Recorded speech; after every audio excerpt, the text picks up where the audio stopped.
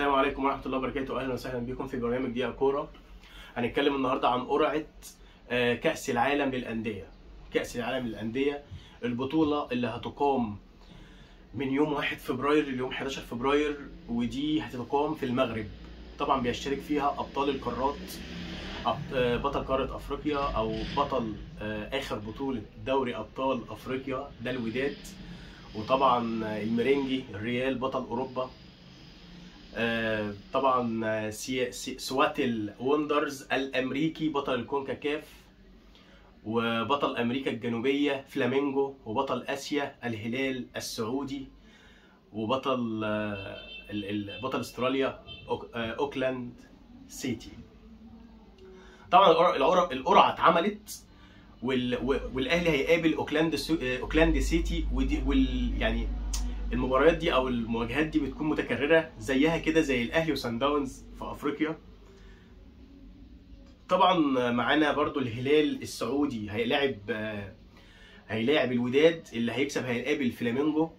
الاهلي واوكلاند اللي هيكسب هيقابل سواتل ووندرز الامريكي، والكسبان من الماتشين دول هيلاعب ريال مدريد في طريق الاهلي لو الاهلي كمل.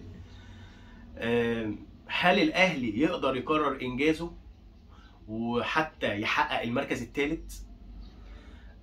طيب، متوقفه على بعض الصفقات اللي ممكن يجيبها وممكن يأيدها ويروح بيها كاس العالم. محتاج عشان تلعب في كاس العالم او عشان تلعب في بطوله زي دي تقدر تستغل انصاف الفرص. كمان بالنسبه للاسماعيلي اللي بيتزيل الدوري باداء مغزي لجماهيره، طبعا حاجه تحزن بجد لما تلاقي لعيبه بالقيمه دي وطبعا يأدوا الاداء ده ويكونوا متزيلين الدوري. يعني اتسبب الماتش بتاع الاخير، ماتش كان الاسماعيلي والمقاولين، اتسبب في اصابه مشجع ونقلوه للاسعاف. يعني الاسعاف نقلته، الراجل تعبان يعني.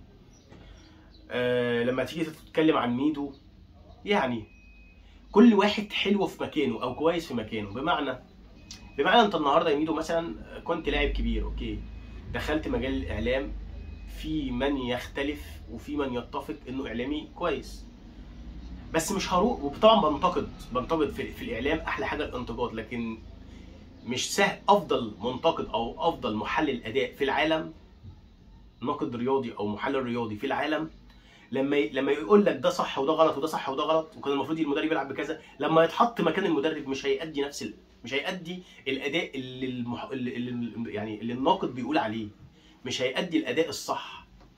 كتير بينا بيصيب وكتير فينا بيخيب. طبعا فكره ان انت تبقى قاعد في الاستوديو التحليلي وتتكلم، دي مش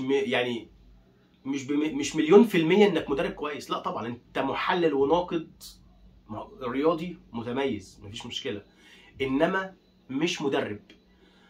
طبعا الناس بتشوف ميدو بيتكلم ما اداش مع الاسماعيلي اي حاجة، واعتقد لو كمل مع الاسماعيلي، اعتقد الاسماعيلي الهبوط في انتظاره. كنت جيت اتكلمت في بداية الموسم في فيديو من الفيديوهات اللي عملتها قبل كده، كنت بقول الاسماعيلي كل موسم يترنح يمينا ويسارا علشان يعني، وفي الاخر بيفضل في الدوري بالعافيه. ساعتها قلت انا خايف لا يغطس غطسه ما يقومش منها. اعتقد ده الموسم ده اللي ممكن ما يقومش منها. طيب، الموضوع بايد مين؟ ولا مدرب ولا اداره ولا اي حاجه. الموضوع في ايد اللعيبه. يا جماعه، اللعيبه بتوفر كتير قوي على اداره، وبتوفر كتير قوي على مدرب اعمل كذا وما تعملش كذا. يعني مثلا لو ميدو مثلا اتكلم في فكره، عمل خطه، قدر حمدي النقاز يطلع مثلا على الجنب اليمين، عمل عرضيه، فانت قدر يوصلك.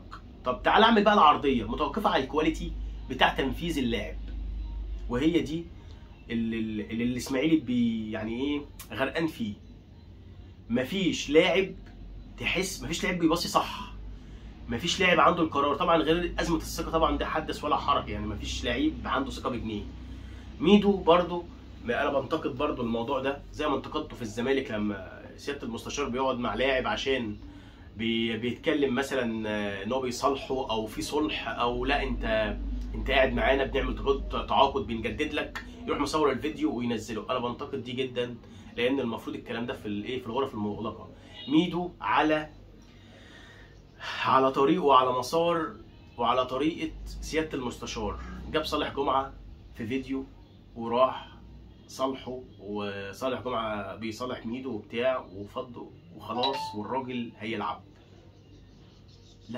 لا الموضوع ده يا جماعه بيكون في الغرف المغلقه، ما بيبقاش متاح لاي حد انه يشوفه. اولا بتقل من المدرب وبتقل منك انت شخصيا. احنا ظاهرين قدام الناس او قدام الجماهير ان احنا لعيبه كوره ومدربين، وان احنا احنا يعني بنشوف شغلنا وبس. انما الحاجات الجانبيه ما تخليش ارائك الشخصيه او مشاكلك الشخصيه تاثر على شغلك. يعني مثلا لو انا مثلا مدرب وصالح جمعه ده تحت ايدي مثلا، انا دلوقتي متخانق مع صالح جمعه في شيء ما، اي موقف، خلاص الراجل لو هيفيدني اصلا في شغلي، هيفيدني في الملعب، انا هنزله والعبه.